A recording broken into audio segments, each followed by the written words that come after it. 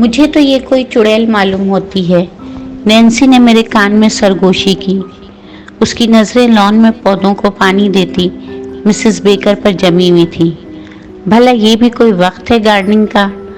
مگر Mrs baker کا تو ہر وقت گارڈننگ کا ہی ہوتا تھا۔ صبح جب میں کام کے لیے نکلتا یا جب شام یا رات کو واپس آتا تو وہیں پائی جاتی، ہمیشہ سیاہ گاؤن میں ملبوس، یا تو پودوں کی گوڈی کر رہی ہوتی یا گھاس کو پانی لگاتی، یا اور کچھ نہیں تو پھولوں کو اسپرے کرتی پائی جاتی۔ رنگ برنگے پھول جن سے یہ لان بھرا ہوا تھا۔ نہ معلوم اس بے رنگ عورت کو پھولوں پودوں سے اس قدر دلچسپی کیوں ہے، میں نے چڑھ کر سوچا۔ ٹھہریے، میں ذرا آپ سے اپنا تعارف کرا دوں۔ میرا نام جان ہے، جیسا کہ ہر تیسرے شخص کا ہوتا ہے۔ میری عمر 24 سال ہے اور میں اپنے نام کی طرح بالکل ایسے ہی ہوں جیسا ہر تیسرا شخص ہوتا ہے، بالکل عام سا۔ مگر نینسی کہتی ہے کہ میں بہت ہینڈسم ہوں۔ اب آپ پوچھیں گے کہ یہ نینسی کون ہے؟ نینسی میری دوست ہے، اس ٹاؤن میں میری واحد دوست۔ ایک راز کی بات بتاؤں، میں اس سے شادی کرنا چاہتا ہوں۔ مگر ہم تو ذکر کر رہے تھے مسز بیکر کا۔ مسز بیکر میرے مالک مکان ہے۔ مجھے اس قصبے میں آئے چند ماہ ہوئے ہیں۔ یہاں مجھے کام بھی مل گیا اور رہنے کو کمرہ بھی، مگر کمرے تک پہنچنے اور باہر نکلنے کے لیے ایک وسیع لان کے سامنے سے گزرنا پڑتا ہے۔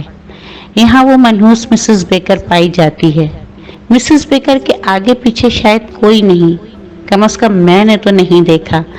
جب میں اس گھر میں نیا شفٹ ہوا تو میں نے اس سے ہیلو ہائی کی کوشش کی، مگر اس کا سرد رویہ محسوس کر کے پیچھے ہٹ گیا۔ مگر اب دن بہ دن اس کی شخصیت مزید پراسرار ہوتی جا رہی تھی۔ وہ لان میں زیادہ تر رہنے لگی تھی، خاص طور پر میرے آنے کے اوقات میں۔ مجھے تو ایسے ہی لگتا تھا وہ کبھی مجھے مخاطب نہیں کرتی تھی، مگر جب کبھی میرا ان سے آمنا سامنا ہو جاتا، میری ریڑھ کی ہڈی میں جیسے لہر دوڑ جاتی تھی۔ اس کی آنکھیں، ایسی آنکھیں میں نے زندگی میں نہیں دیکھی۔ سرد، بے جان، پتہ نہیں کیا تھا ان میں، غصہ یا وارننگ۔ خیر، تو میں آپ کو بتا رہا تھا کہ میں نینسی کو شادی کے لیے پسند کرنے لگا تھا۔ میری نینسی سے ملاقات ابھی کچھ عرصے پہلے ہی ہوئی تھی۔ میں اس سے شادی کی درخواست کرنے والا تھا کہ ہماری ٹاؤن میں سیریل کلنگنگ کی انتہائی خوفناک وارداتیں ہونے لگیں۔ مقتول تقریباً میرا ہم عمر لڑکا تھا، جس کو نہایت بے دردی سے چیر پھاڑ کر قتل کیا گیا تھا، اور ہاں، ہر واردات کے بعد لاش کے اوپر ایک سرخ گلاب ملتا تھا۔ سرخ گلاب جو کہ مسز بیکر کے گارڈن میں لاتعداد تھے۔ اوہ، یہ میں کیا سوچنے لگا، مگر واقعی نہ جانے کیوں میرا دل کہہ رہا ہے کہ ان وارداتوں اور مسز بیکر میں کوئی لنک ضرور ہے۔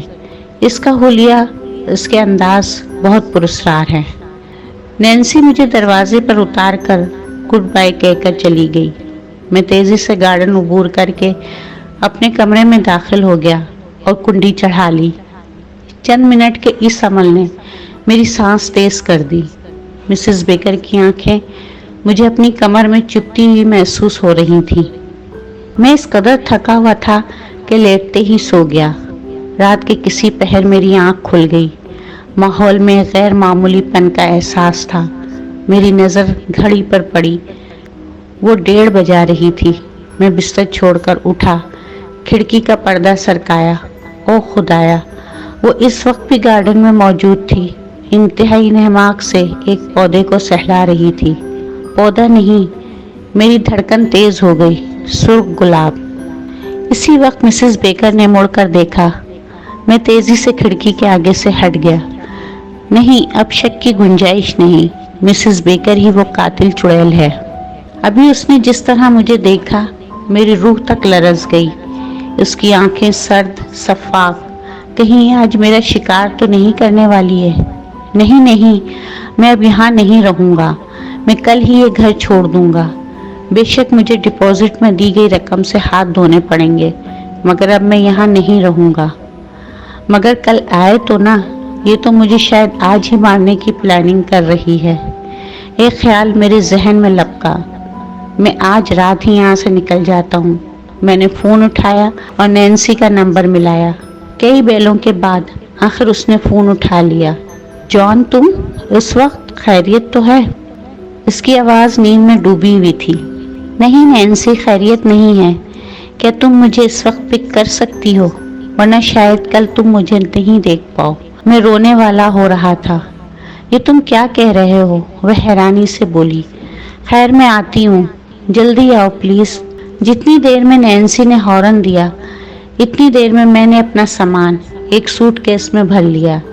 نکلنے سے پہلے میں نے گارڈن میں جھانکا، وہ خالی پڑا تھا۔ شکر ہے، میں بڑبڑایا۔ میں تیزی سے کمرے سے نکلا۔ میرا دل تیزی سے دھڑک رہا تھا، جیسے میرے کانوں میں گارڈن عبور کرتے ہوئے اچانک میرے عقب سے مسز بیکر کی آواز میرے کانوں میں ٹکرائی۔ رک جاؤ، رک جاؤ لڑکے، میں کہتی ہوں رک جاؤ ورنہ پچھتاؤ گے۔ میں بھاگتے ہوئے گھر سے نکلا اور پہلے سے سٹارٹ گاڑی میں بیٹھ گیا۔ نینسی نے کار بڑھا دی۔ جلدی نینسی، جتنی جلدی ہو سکے یہاں سے نکل جاؤ۔ میری سانسیں ابھی قابو میں نہیں تھی۔ نینسی، اب میں ہرگز اس گھر میں نہیں رہوں گا، میں نے اس سے کہا۔ وہ عورت ہی وہ چڑیل ہے، وہ مجھے آج مار ڈالتی۔ شکر ہے تم مجھے لینے آ گئی، ورنہ نہ جانے کیا ہوتا۔ نینسی تیزی سے گاڑی چلا رہی تھی۔ اس نے میری طرف دیکھا۔ مگر یہ کیا؟ نینسی کی خوبصورت شکل پر شیطان ناچ رہا تھا۔ اس نے گاڑی روک دی۔ نہ جانے کون سا ویرانہ تھا۔ وہ مسکرائی۔ نہیں، اس کے خوبصورت ہونٹوں کے پیچھے سے نمودار ہونے والے دانت اس کے تو نہیں تھے، لمبے، ڈریکولا جیسے خطرناک۔ وہ میری طرف بڑھنے لگی۔ تو کیا وہ قاتل چڑیل مسز بیکر نہیں نینسی ہے؟ اور ہاں، یاد آیا، نینسی بھی تو ہمیشہ اپنے بالوں میں گلاب کا پھول لگاتی تھی، سرخ گلاب۔ مگر اب کیا فائدہ؟